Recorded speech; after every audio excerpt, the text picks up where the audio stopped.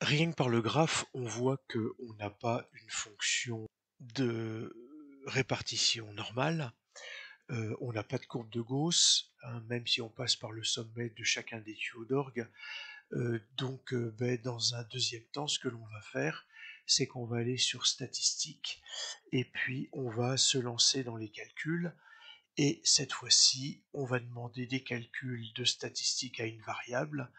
On fait attention de bien avoir la liste 1, la liste 2, et puis à partir de ce moment-là, que en liste 1, on a bien les valeurs de caractères, et en liste 2, les valeurs d'effectifs, et puis on demande à réaliser un calcul, et on va avoir une moyenne de 15,615,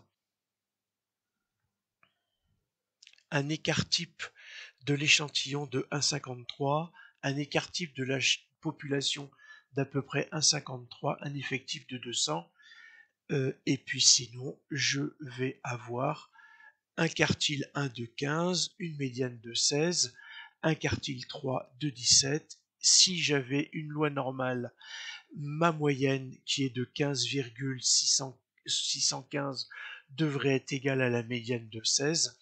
Donc ma question est de savoir est-ce que je peux considérer cette répartition comme étant normale ou quasi normale. Donc je vais en profiter pour recopier les différents résultats. 15, 615. Un écart type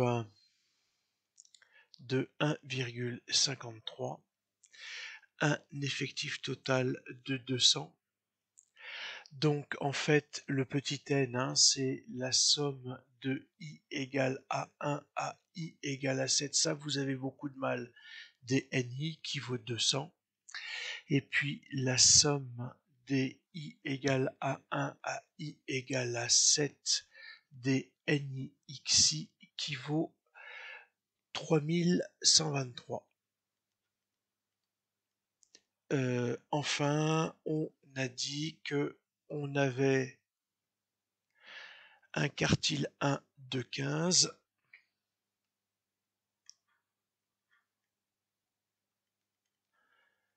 un quartile 3 de 17, et puis une médiane de 16, et puis un mode qui vaut 15. Alors normalement, dans les paramètres de position centrale, dit centrale, si j'ai une loi normale, une répartition normale, je devrais avoir mode médiane moyenne qui soit superposé. Ce n'est pas tout à fait le cas.